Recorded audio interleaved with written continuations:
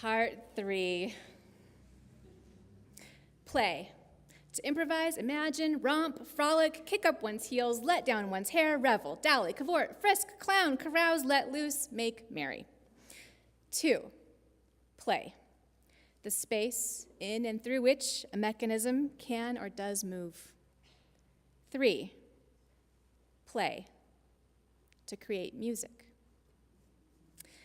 Did you know that our church used to have a baseball team? Yes. Did anybody here play on the team back when we had it? No, I don't see any hands. I think it was back in the 1990s.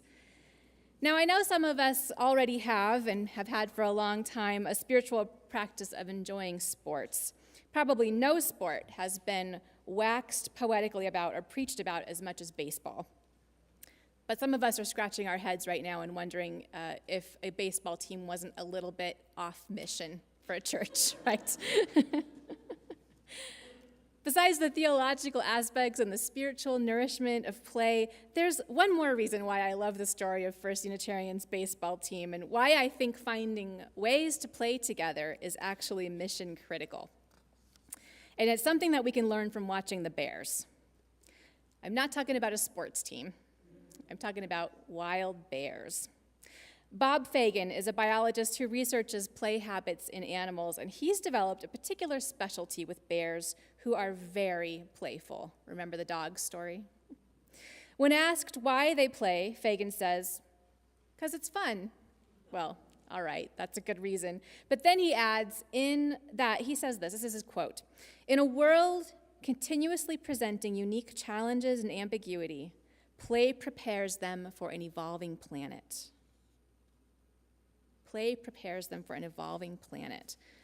We need some of that. Animals, including people, who are deprived of play are, in the words of that psychologist Stuart Brown, fixed and rigid in their responses to complex stimuli. They don't have a repertoire of choices that are as broad as their intelligence should allow them to have. And they don't seek out novelty and newness, which is essential. He says, if you look at the human situation for the last 200,000 years or so, our capacity to adapt appears to be related significantly to our capacity to play. And if you look more closely, you find that the human is designed biologically to play throughout the life cycle. And that when one really doesn't play at all, or very little in adulthood, there are consequences. Rigidities, depression, lack of adaptability, no sense of irony. We end up lacking things that enable us to cope in a world of many demands, he says.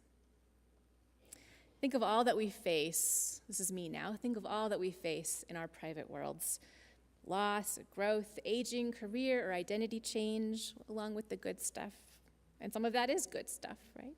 And think of all that we face in our public world, the shifting political and economic landscapes, culture, technology, globalization, and climate change.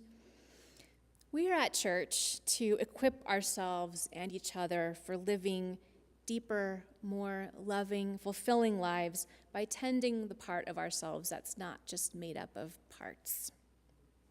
And we're here to equip ourselves collectively for living with creativity and responsiveness in the world, so that, come what may, like jazz, our efforts can come together in a creative response with just the right song for our time.